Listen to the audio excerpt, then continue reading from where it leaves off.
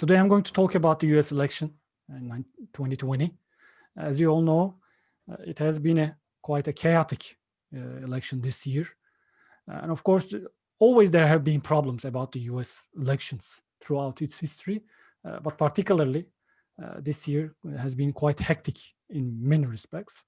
And in that sense, I want to share the final results of the US election with you. Maybe some of you have followed the news, followed the denial of the Trump administration of the elections of the presidential elections especially. But we will also talk about the impact and the prospects of these elections and the upcoming possibilities for the United States. I will first start with the, in a way, the explanation of this, maybe the longest November of the United States of America, because normally on the 3rd of November of every 4 years, United States, as you know, elects the president of the United States of America. But this year, it hasn't been decided on the election night. So normally people expected that it should be, of course, at least maybe a couple of days. But this time it took actually more than 5 days. And this process is still ongoing because of the denial of especially Donald J. Trump. So I will try to explain how did we arrive at this point, how it kind of unfolded up until now, and how it will be finalized in that sense. I will also talk about the final results. I will try to give you a primer in many senses, because maybe some of you haven't been closely following the news. Maybe you just heard the preliminary results and how it came in the first few days. But actually, because of the pandemic, because of the mail-in votings and absentee voting in the United States of election, the final results actually took more than a few weeks to be known. So I will talk about, and I try to give you a full explanation of how things have unfolded in this probably the longest November of the United States. So I will also talk about the great expectations before the election and the kind of broken promises of the US politics in general in the last few decades, especially because people hoped for change in the 2000s. Also, another portion of the United States, maybe the other half of the United States, expected different promises with the election of the Trump administration. But its impact and the final results of the Trump administration, its influence in US politics in general, has been, to say the least, maybe seminal. And both in its positive and negative senses, it will be debated in the upcoming years more. So let me begin by explaining why I call this the longest November of the United States. Because normally, if you are following United States election, as you know, in many actually elections throughout the world, usually you know the results more or less. Of course, the official results are not declared by overnight, but this time, of course, people's expectations were much more lower in terms of knowing the final results in this year, but still people had a kind of some expectations and suppositions for this election. So these, in a way, common misconceptions, these kinds of expectations defined the end result and this kind of mess in the history of the United States. So I will try to give you a kind of a brief overview of how did we come to this point, why this mess of election is still unfolding right now. So the first point was the people expected a kind of a major landslide, major victory for the Biden campaign, because people believed in the political polls. People tried to define their expectations based on those political polls. But of course, many people also knew that those margins would not be real. A lot of people actually warned that the margins given in those political polls could be off by a lot. This time, actually, looking at it statistically, they were off according to some by a wide margin, but actually they were right. Of course, they were predicting the Biden victory, but they were predicting a much more, of course, a bigger margin, kind of a bigger percentage for the Biden campaign. But this supposition, at least people were expecting an imminent victory for the Biden campaign. But this time, of course, it took at least 5 days to know. It took at least 5 days to get projected as a winner for the Biden campaign. And people still, although many warnings, many people, of course, expected that Donald Trump wouldn't accept the final result that easily. But still, I think a good proportion of people still expected that more or less the decisive result would be known, but the details, maybe some of these states wouldn't be known, but at least people would have projected it much more sooner. And another problem was that the ongoing voter suppression at every level, not just at the local level, not just at the state level, but also in many respects at the federal level, with the Trump campaign's assault on voter enfranchisement was one of the major causes of this problem, because of the delays, especially in the postal service, because of the disenfranchisement of many people, incarcerated people in the United States of America. A good portion of especially minorities in the United States of America were prevented from voting in the elections. Although there were a lot of campaigns, and some of them were quite successful in terms of realizing the actual voting rights of the people. For example, in the state of Georgia, by people like Stacey Abrams and other. This was a kind of a, as I mentioned all the time, it was a chaotic situation at best, and in some of the states, even the governors tried to shut down the ballots, the polling stations. Although despite the fact that there were a lot of problems due to the pandemic, people were prevented from voting much more easily. And since people, a lot of in those states, as you know, maybe you don't know, but people are required to get registered for voting. In a lot of countries in the world, you don't need to get registered if you're a citizen of a particular country or a kind of a state or a province. You are usually automatically registered. But in the United States, you have to make sure you are not purged from the list, the voters lists. And for a lot of people who are impoverished, who don't have the means to have a kind of a photo ID, they are not able to, in a way, actively check whether they are registered or not, were usually prevented from participating in this democratic process. And another reason was that because of the Electoral College. By now we know, like, Biden is clear winner in terms of the popular vote. So overwhelming majority, actually, of course, more than the 50% of the US electorate voted for Biden, but the Electoral College system made it so complex, and this call this is a kind of an archaic system, and it was, of course, was based on the foundational years of the United States. This was designed to provide a much more egalitarian system among the states. But since this is no longer, I think, a valid system in terms of democratic process, Electoral College system made it a much more complicated issue, and the decision of those particular swing states resulted in this kind of an indecisive moment, especially in the first week after the election day.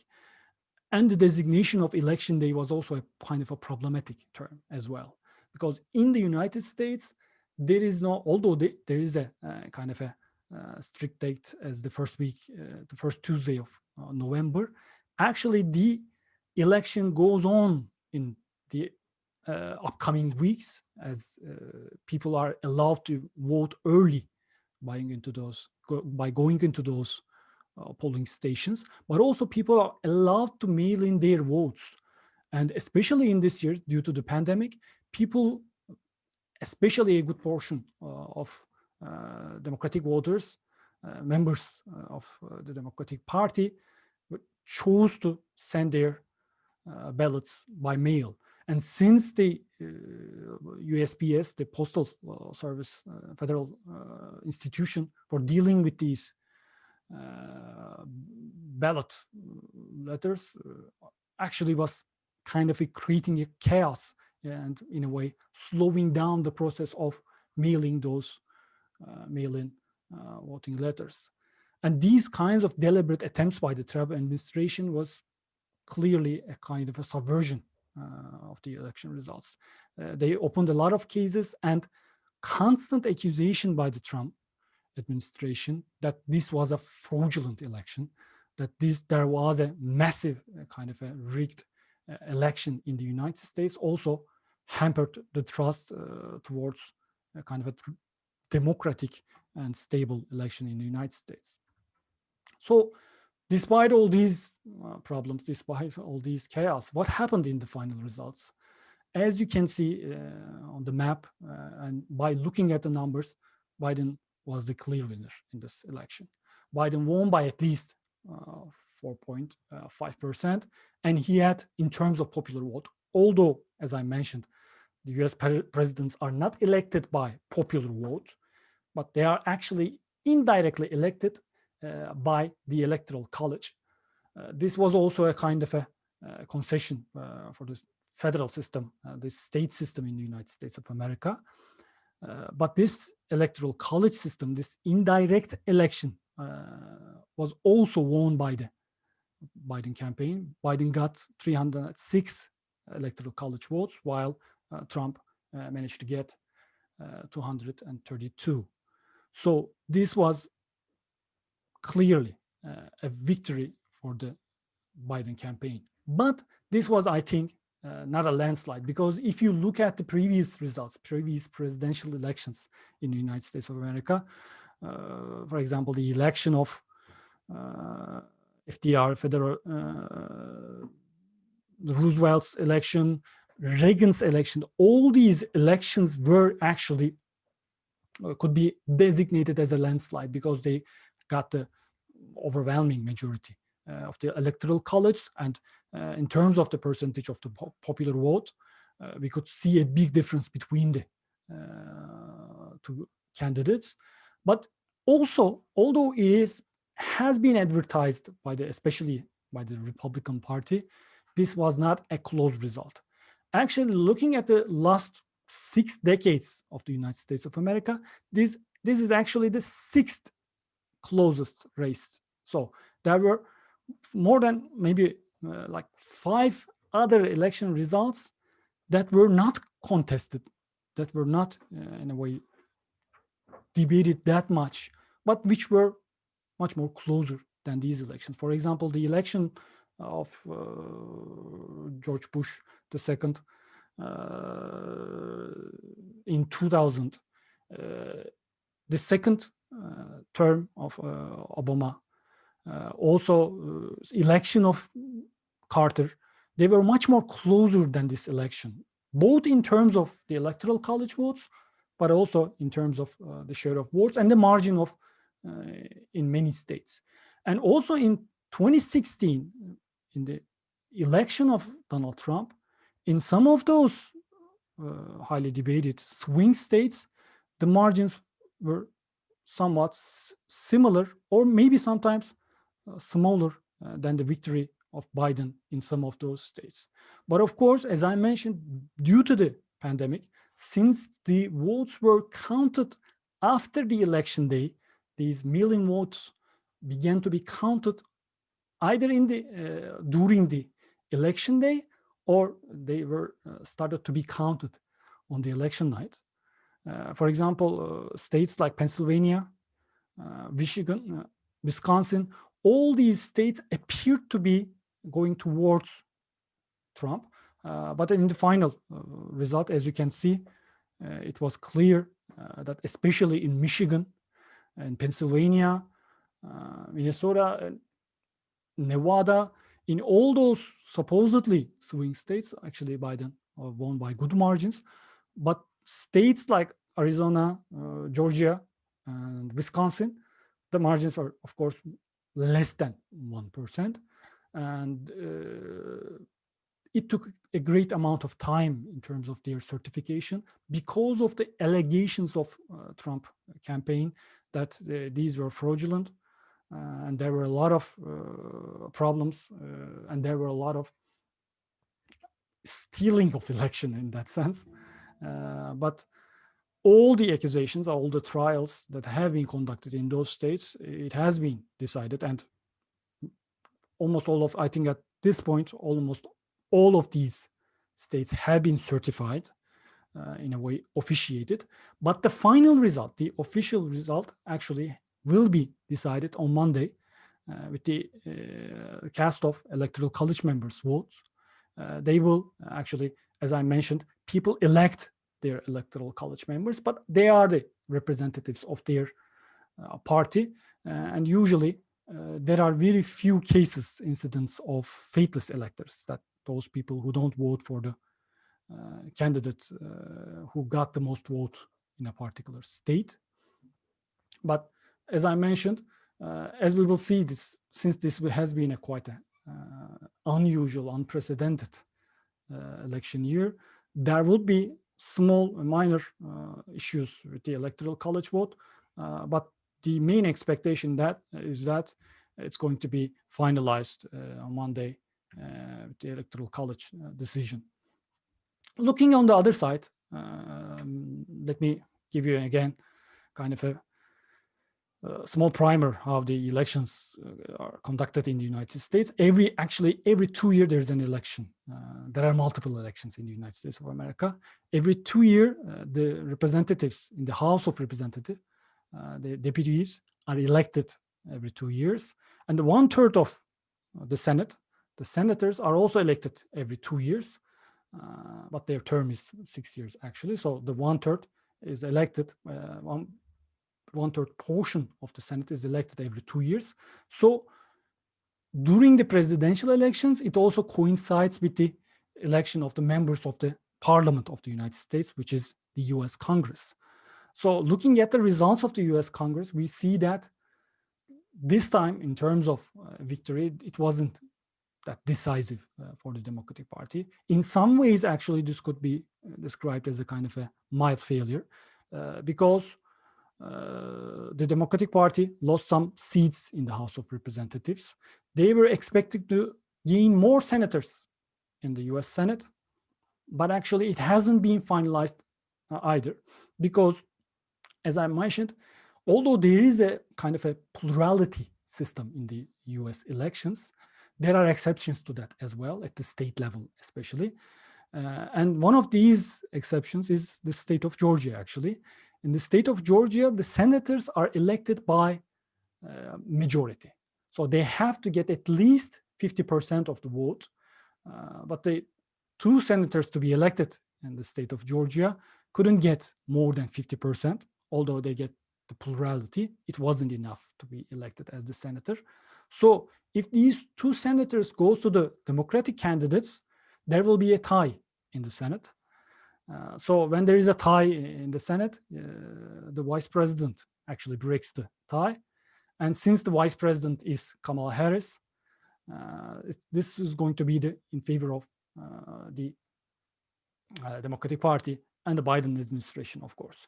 But we will see. I think it's going to be conducted in the first week of January 5th. And the result is quite important because the Senate approves the nominations for the secretaries of departments in the United States, and also known as the ministers in a way. The executive office is heavily reliant on the decisions of the US Senate, both in terms of legislation, but also in terms of appointments, important judges, as well as, of course, the members of the US Supreme Court. So in that sense, the US elections in general is still not over. And of course, looking at these maps, this could be kind of a distracting as well. This could be kind of a misrepresentation as well, because we are looking at the coloring of the land. But actually, as this quotation mentions, the land doesn't vote. So in that sense, looking at the percentage of the people and how they are dispersed around the United States would be much more revealing in terms of understanding. Let me switch to the last frame of this animated graphics. As you can see, actually, by looking at the representation of the extent of population that voted for either Democratic Party, which is the blue circles, and the Republican Party, which is the red circles, we can see, and this is based on the preliminary results, by the way. These are not reflecting the final results as we have right now. So this could be, especially the blue circles could be 2 to 5% would be much more bigger. But even in this map, we can see that, especially in the urban areas, this was quite expected for the result of the US election. But especially in the urban areas, Biden was a clear winner. While in the rural areas, of course, since the US elections is based on the plurality system, was the clear winner. But of course, if this was decided by the popular vote, there wouldn't be so many discussions going around. So how can we analyze, how can we interpret this process that unfolded in the last month? This picture was provided by my friend Sean Foley. Thank you very much for that. This is, I think, it's one of the representations of the two realities that have developed, especially in the last decade of the United States. Because we need to ask, well, how the United States, and it's considered to be bedrock of the liberal democracy, the contemporary democracy in general. So how did it get into this point? Many people, of course, attribute this to the trend of populism, the rise of authoritarian governments, and the close association of Donald Trump to these kinds of political administrations. But also many people, and in somewhat, I think, I found the origins of this frustration with the economic as well as political system of the United States back to the Obama administration. This was a kind of a joke, actually. What about Obama? Everything was during his administration was attributed to personality or the presidency of Obama back then. But there are some, I think, the origins of the frustration of people that the administration, the two-term administrations of Obama actually could not deal with the consequences of the global financial crisis. So people's expectations were quite high as well that's why this slogan of hope, this expectation of change, and the failure of realization of this change during the Obama administration, I think, contributed to the success of the Trump campaign. But of course, we cannot isolate the United States from the ongoing populism trend, and it's also a kind of an academic trend. Everybody tries to attach populism to their own analysis. I don't want to deal with it because I'm not an expert on populism, but I think this was also a culmination of the intensification of polarization in the political life in the United States, especially with the Tea Party movement, with the intensive kind of a divide between the ideologies of two parties, and the rejection of their moderates, in that sense, created these two kinds of counter realities. And the basis of these two parties began to live in different realities and experienced their realities as the only one, as the sole truth in that sense. That's why we also like to use the term post-truth in that sense. And I think it is kind of misleading to use the word post-truth in that sense as well, because this is not beyond the truth. People don't believe that they are living in a false society. They are each living in their own versions of truth and their own dimension of reality in that sense. And the Republican Party is kind of a transformation and kind of a leaning towards a much more far-right policies was one of the major contributing factors for that, I think. And also it was a question of the progressives within the Democratic Party, because of the increasing popularity of the Democratic Party and its rejection by the mainstream way, the gateholders of Democratic Party, and their especially fervent rejection of Green Deal. I think it also created this close race as well. If they could have managed to embrace a much more progressive groups within the Democratic Party, especially represented by people like Alexandria Ocasio-Cortez, this would have been a kind of a much more decisive victory in that sense. Although, as I mentioned all the time, this is a clear victory, still people expected that this image of Trump could have been wiped out completely. But as we see with the results, this was not the case. So people get worried. They are worried that this is going to be the end of democracy as we know it in the United States of America. So a lot of articles have begun to publish. Everybody began to say that this is going to be kind of the beginning of the end for the American democracy. So maybe this is the end of Donald Trump, but he could be back by 2014 in the next elections for presidency. Or maybe another much more, this time a much more polished, a much more professional version of populist leader could emerge. And this time he could be much more powerful. But actually, I think these are one of those trends that define the democratic decline as if it has been caused by the Trump himself. So defining Trump as a cause of democratic decline, I think actually clouds our judgment in terms of understanding the societal as well as political crisis in the United States of America. So these kinds of definitions, like this is becoming like a kind of a democracy, that appointing your close relatives, as we have seen during the Trump administration, into key positions, or the rule by the worst people, the least talented people's rule in the government institutions, the decline of the elite, or the expertise in the governmental affairs have been described as the phenomenon of the Trump administration. But this could also be defined by different parameters. I think this is a completely different paradigm, I think. And I think the concept of twin insurgency, and this is not my concept, by the way, this has been coined by Nils Gilman, and he defines that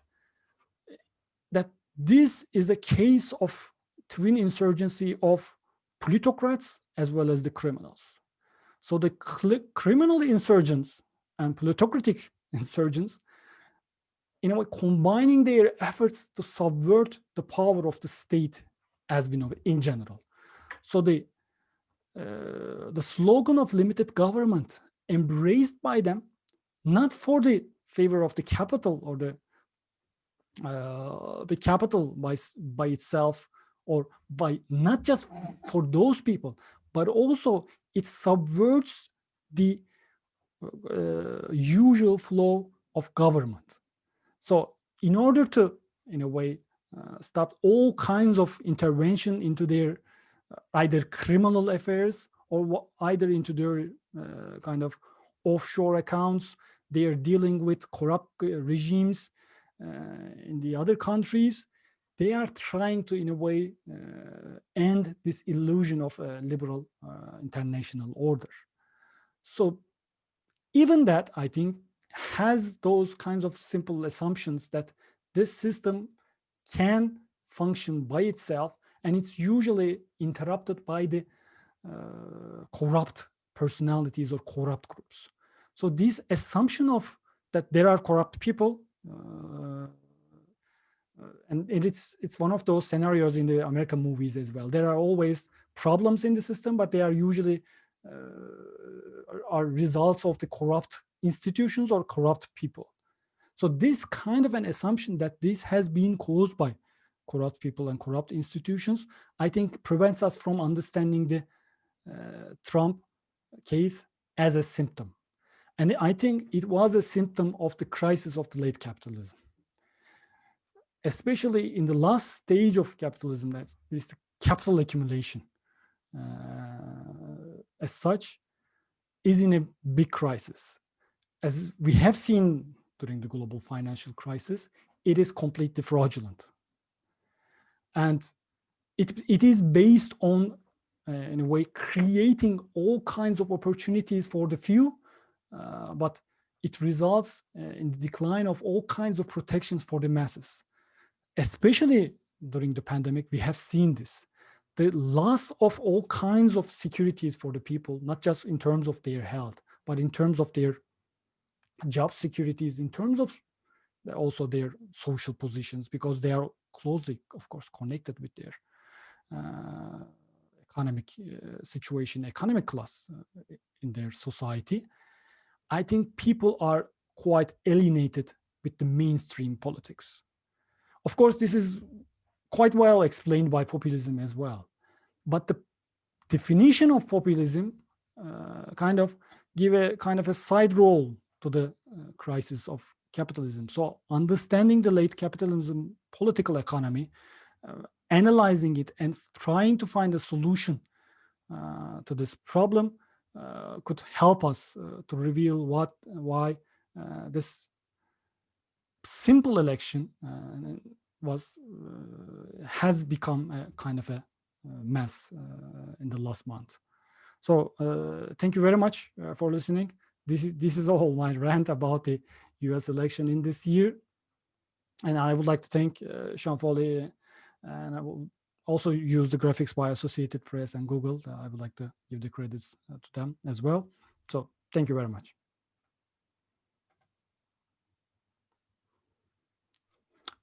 And if you have questions, I can have them. Yeah, go ahead, Jim. Thank you very much, Dr. Göksel Gökçay, for your analysis and explanations about U.S. elections 2020. Do you have questions? Dr. Gökçay will answer your questions if you have. So I will unmute.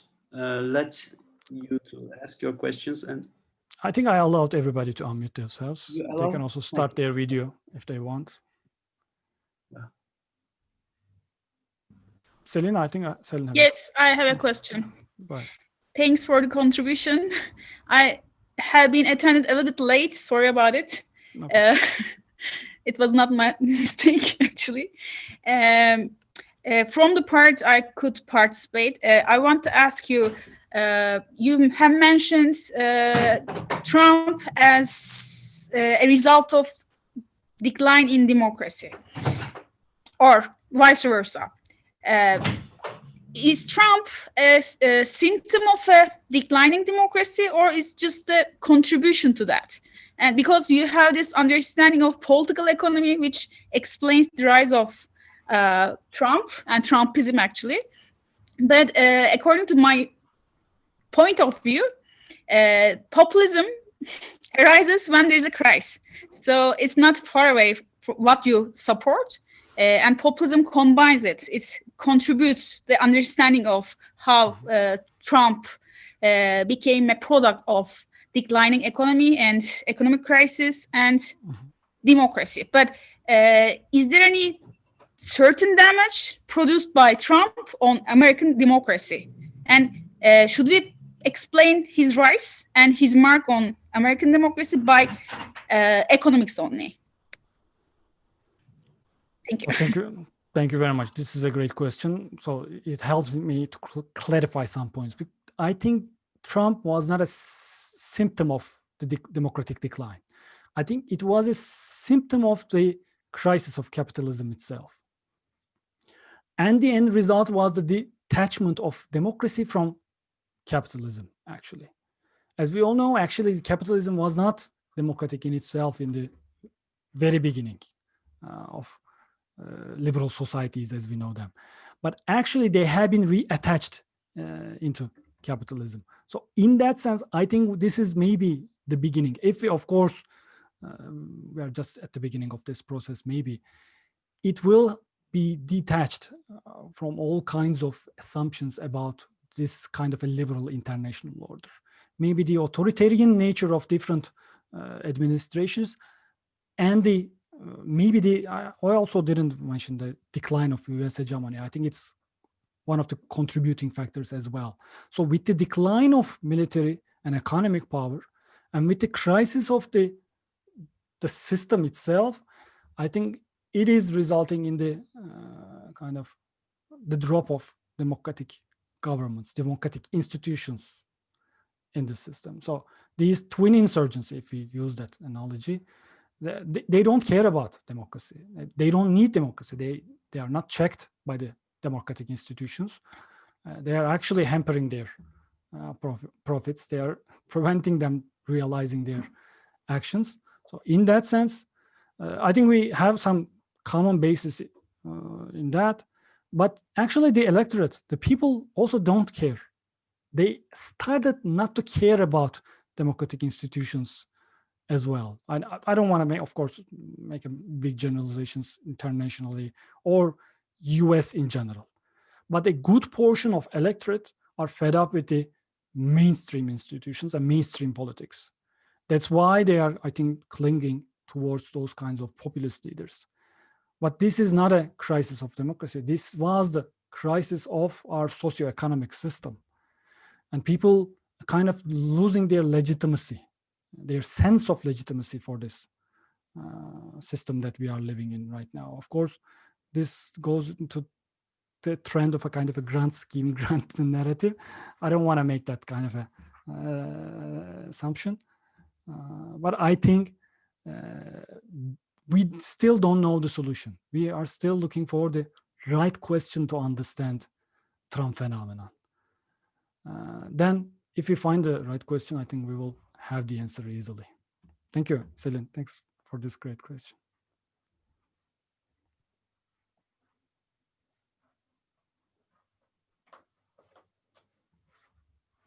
Probably this has been quite a confusing presentation. One thing to sort of add, again, thank you for, again, enjoyed your presentation. Yeah, it's a little early here in the States, but I'll see if I can get this correct. I think one of your things to look at, one of the things I found that was very interesting that I think you got and should be worth considering more thought of is about the disappointment with economic recovery from the 2007-2008 financial crisis. One statistic in particular, I think, really shows it. If you look at the percentage of prime working age Americans who are employed, the level did not get back to January 2008 levels in the United States until June 2019, which is and that's a significant, and that then goes into other issues. There are economists and sociologists who have argued that there's a linkage between percentages of the American workforce that are not involved in employment, and that then leads to other issues, including drug and other issues that were responded, particularly in rural America in the United States in the 2000s. And the inability to see that, as well as the significant growth differences, if you look between urban areas in the United States and rural areas, it's not even close. So huge percentages of the United States, and again, your map showed that geographically, the urban areas did significantly better over the last 10 to 15 years than those areas that were not as urban.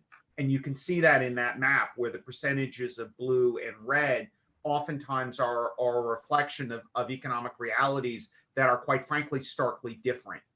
That urban core areas in the United States, not all parts of urban areas, but urban areas have done substantially better, and that has helped to influence the politics as well. Biden, I believe, won the fewest counties of any winner in any American presidential election, or something to that effect. And again, the map you showed of sort of the intense areas of blue with vast stretches of red points to the concentration of wealth. And it should be noted, concentration of population as well. And that is a fundamental tension in the American system at this time. Yes, I completely agree. I think this also shows this spatial polarization within the United States of America. And it's also, I think, results in that kind of an alienation with the people, that they cannot find proper jobs. And I think it's one of the major problems. Like, you can find jobs in the United States of America, but it is getting much, much harder to find a proper job that can sustain your family in the United States of America. They are, of course, people in the United States are used to working in multiple jobs, especially, of course, lower income families are used to it. But even you are working in 2 jobs or 3 jobs, still not enough in many ways. And people are getting much more alienated, disillusioned with this problem. And of course, they are seeking other kinds of solutions. And of course, clinging towards much more authoritarian or maybe much more populist leaders in that sense. Elizabeth, I think she has a question. She mentions a recent decision by the U.S. Supreme Court, Tanzin versus Tanvir.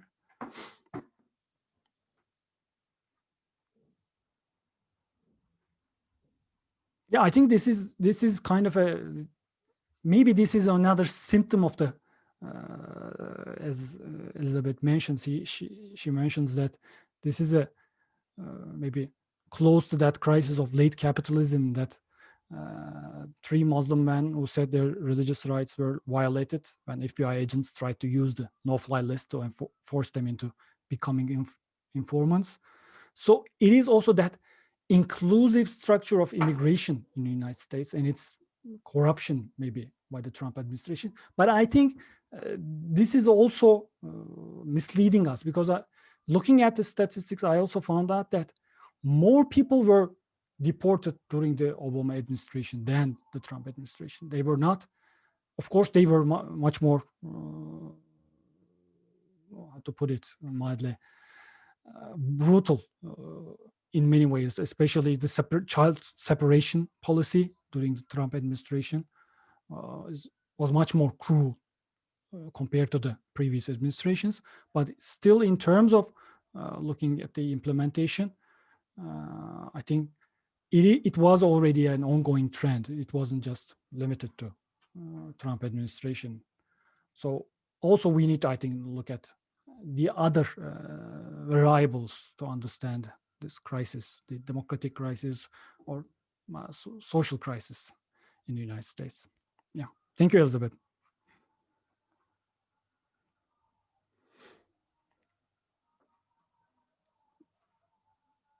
Thanks a lot. So if we could wrap up, if there is no other question. I have a question. Yeah, sure, go ahead. Concerning the uprising economic model of China, which is one of the biggest competitors of United States. Will this conflict in the United States, I mean, will this conflict change the world order? I mean, the leadership of the economic and democratic model, the fact that the US is the democratic and economic model of the world, for the world and for the West in general. Will this really change and evaluate the leadership of United States, in your opinion? Just clearly, we are the maybe onset of this shift of international hegemony, as we always like to call it. But I think it is very at the very earliest stages of this change. But I think this well-known definition of hegemony or the leadership in an international order will change. So our kind of pool of concepts or definitions of understanding leadership and hegemony in an international order, I think they are not enough to grasp the changes that will be unfolding in the future. So we always assume that it's going to shift from one country to another.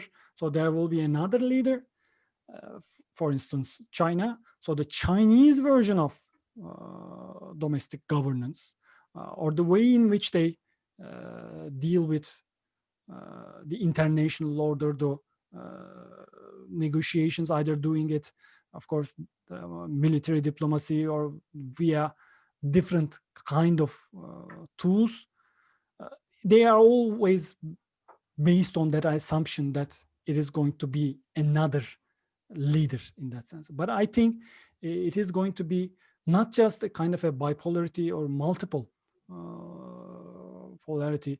I think it's going to be a much more chaotic and uncertain for a while. So we will not see the similar attempts by, for example, the Chinese administration to conduct and give it a kind of an order.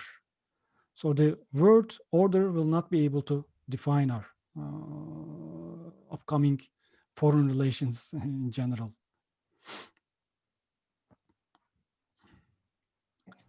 Thank you. You're welcome. Thank you Just may I ask you a question, actually, very quick one, if you can hear me. It's Hamun here. No. So thanks a lot for the presentation. I just wanted to ask you a question from a layman's point of view, in a very, very basic question, and I would appreciate it if you could correct me if I'm wrong. And that is about the concept of democracy and the core definition of democracy, and also what we were talking in this session by the fall or decline of democracy. As a layman, what my understanding of democracy is, and it is what democracy is very proud of defining itself, in my opinion, is that it is people ruling over people. You know, it's people ruling people. So it's just or in a broader way, majority rules in a very, very, very crude, broad way. And so if a population like the American society decides someone like President Trump to be the president, what is that? What is the decline of democracy in that? I mean, I really don't understand that when they say, for example, Trump's era is the decline of democracy. I mean, I really want to understand, you know, in what sense do we mean the decline? Is it about the concept of majority votes and majority rule, or is it something else that we are talking about?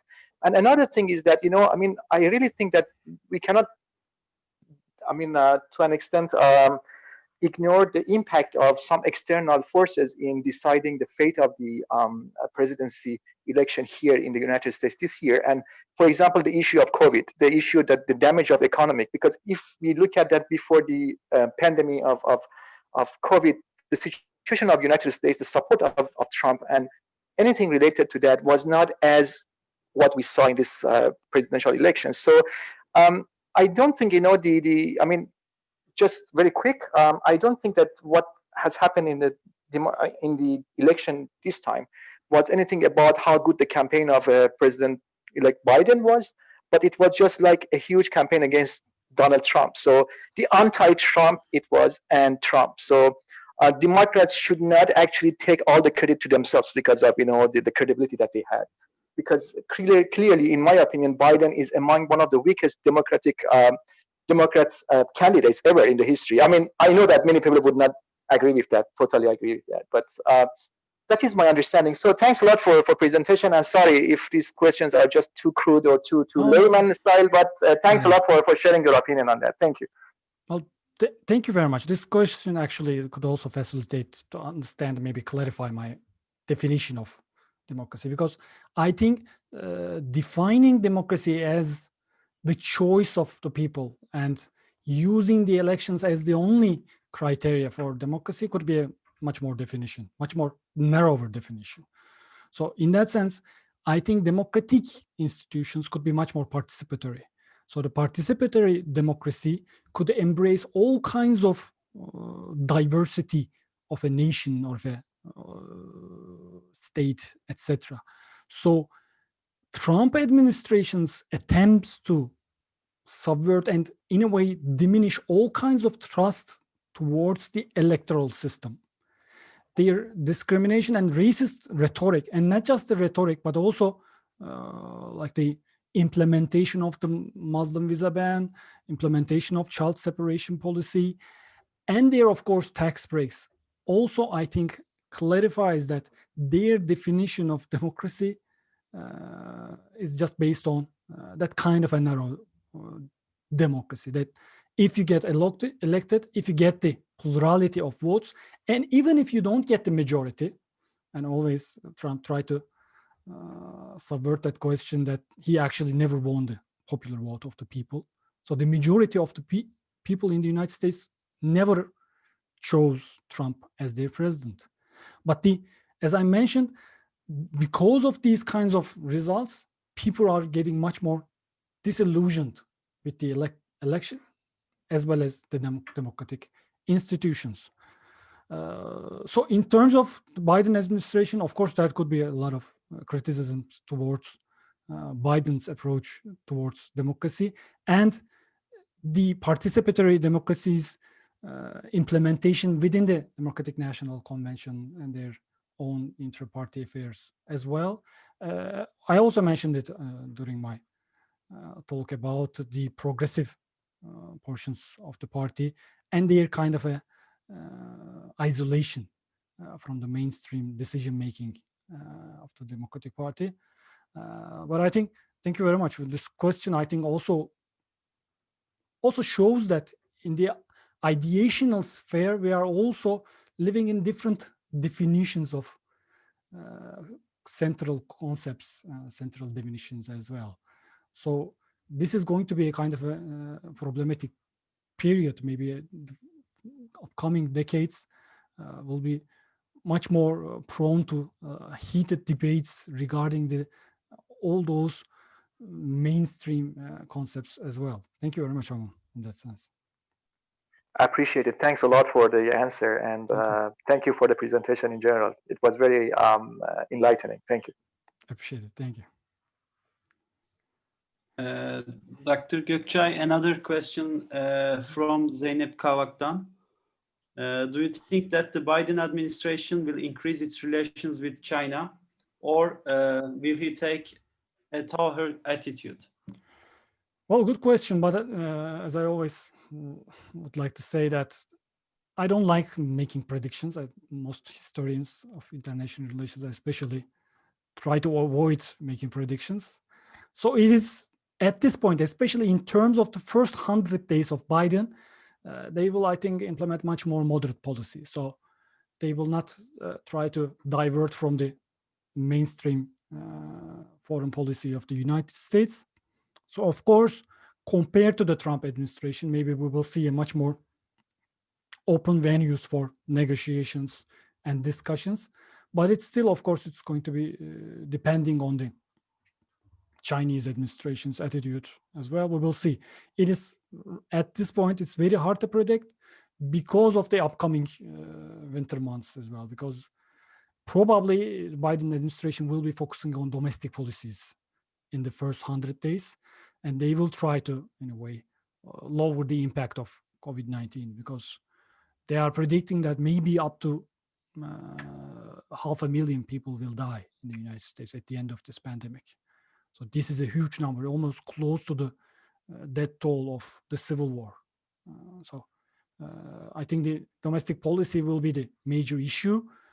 But later, I think with the, of course, appointments, if they could get the Senate majority, if they could get those 2 senators in the state of Georgia, they will be the majority in the Senate. So if they could get their nominations to be appointed to the State Department's key positions, then maybe the policy making in the Department of State and maybe using much more diplomatic tools will be accelerated. But we will see. Yeah. Thanks. Good question. Hojam, can I ask something? Go ahead. I joined late. I'm sorry if you've mentioned this, but I'm not sure. I just wanted to ask that, especially during the Trump administration, there has always been loads of, I would say, negative reactions towards him. Why do you think it was still such a close call in these elections, even though there was so much negative reaction towards the president? Another very good question. I think this is related to the counter realities that I mentioned. If you are following the mainstream TV channels in the United States, CNN, MSNBC, etc., you are living in a different reality where Trump is himself is the kind of embodiment of evil. But if you are following the other reality, the Facebook groups, those conspiracy groups close to far-right politics, if you are following Fox News, the depiction of Trump himself is totally different. Maybe he has faults, maybe he has some mistakes, but he is a good guy. He is a conservative, kind of a religious guy in some ways, according to them. And he's a decent guy who's trying to work to make the United States great again. So that kind of a reality, although usually is not reflected by the other half in that sense. That's why I think we are seeing that kind of a closer results in the presidential elections. But as I mentioned, this is not the closest one. But still, in some ways, that's why, as Sean mentioned, we are seeing that split of rural and urban lives in the United States of America. This spatial difference is also closely related with the division of different virtual realities as well. In their social media accounts, in their circles of social media, people are totally living in different bubbles. That's why we don't perceive it. Maybe a lot of people even didn't perceive that Trump didn't concede the election results. He still doesn't accept the final results. And even after maybe the cast of electoral college votes, he will not accept it. So for the people who are getting those information, it is flabbergasting. They cannot understand how a president of the United States cannot accept the official results. But on the other side, people say, but there are some serious allegations. Maybe there were problems, so he is right to accept it. In a way, reject these results. So I think if these different realities, not just maybe dual realities, maybe multiple realities cannot be put into a much more dialogue, I think we will have much more problematic years ahead. Thank you, Hojam. Thank you, Sule. May I ask a question, please? Sure, go ahead. Thank you. So since you just mentioned also that that Trump hasn't yet acknowledged the results of the election, how do you see the transition period proceeding, essentially? I mean, and I acknowledge that you just said that you don't like to do predictions, but how do you see the process going until January 20th when Biden will hopefully be sworn in? Thank you. And thank you for your talk. Another excellent question, because up to a certain point, actually, they didn't even want to initiate the transition process. But especially with the certification of many states and with of course, the second votes, for example, in the states of Georgia, with the finalization of Pennsylvania, the transition process actually started. But still, the Trump administration, I don't think that he will be forced from the White House or something like that. So sooner or later, he will leave the White House. But the cooperation that we have seen in the history of the United States between the incumbent president and the president-elect, I think that picture is lost. So this symbolic shift is in itself, I think, necessary, I think essential to see that this is one of the beginnings of that end. So these, I think, and there was a transition integrity project, by the way. It was also co-founded by Niels Schillman, and they analyzed different simulations, different possibilities of what would happen. And some of those possibilities actually occurred. And the Trump campaign was actually expecting kind of revolts, people's revolting against the election results. Thankfully, it didn't happen in mass, but it's still, as you have seen in some of those protests, it happened marginally. But a lot of state officials, actually, Republican state officials, acted professionally, thankfully. But still, the transition is going to be a lot problematic. And in terms of the transition of health officials, it's creating a different kind of chaos because they need to start vaccinations in the United States of America. And it's already delayed in some ways, and especially in terms of its distribution. Yeah, but thank you. Good point. Thank you, Hocam.